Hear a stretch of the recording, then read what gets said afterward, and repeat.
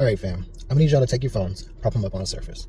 Press your lips back a little bit, maybe get one of those old school listening horns, and most importantly, take your little thumbs and stick them up, and most importantly, take those little hands and sit on them. I'm gonna say some stuff, but I want everyone to sit and listen and ruminate for a little bit, and then let's have a real discussion about this, minus the big feelings aspect. Everybody ready? Voter participation restrictions are a farce. I know. Just hear me out. The very common argument is that an illegal immigrant vote is a vote robbing a good citizen of their vote, or illegal immigrants are swaying the elections.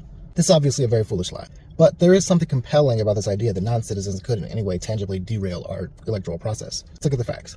Only current U.S. citizens can run for federal office. State and local offices have their own state-by-state requirements, but it is usually stringent enough that people in any immigration status other than a citizen or a naturalized citizen cannot get elected. But our candidate selection process is secure enough that the candidates filtering up are representatives desired at least partially by specific groups of people within this country. So if we're having an election between two people in a party, and 100 citizens vote for one candidate, 125 citizens vote for the other candidate, then 35 non-citizens vote for the first candidate, and 55 non-citizens vote for the second candidate.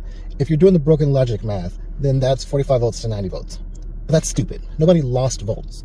You just added more people to the voting pool. So where do you get the idea that you're losing votes?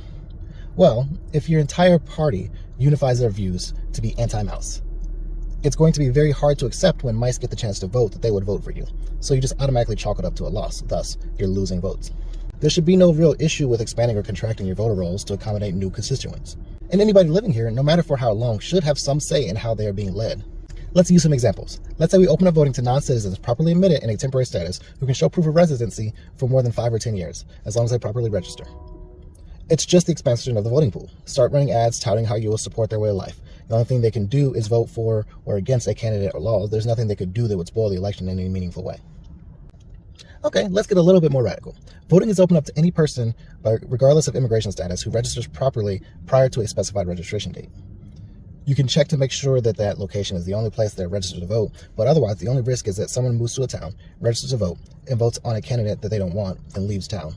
But this is just meaningless chaos and can really happen under our current situation anyways, so what's the fucking point? Okay, let's go to the extremes. Let's say anybody can roll in on any immigration status, tourist, illegal, legal, who cares? Everyone can vote as long as they're only registered in one district. Okay, maybe you could get a concerted group of outsiders to come in and vote for one spoiler candidate, but it's still just another voter pool. They'll be stuck voting for one of two candidate options, so it's not like they could reasonably derail anything for or against the country as a whole, because presumably the candidates are two options who will not be campaigning to destroy America. Obviously, these are case studies, and I'm not considering the possibility for corruption to flow into the mix, but it's just to get your brain juices flowing about what you're really protecting. So unclench those jaws, marinate in my brain stew, and let the angry comments roll in, because as we all know, the real voter fraud is the friends we made along the way.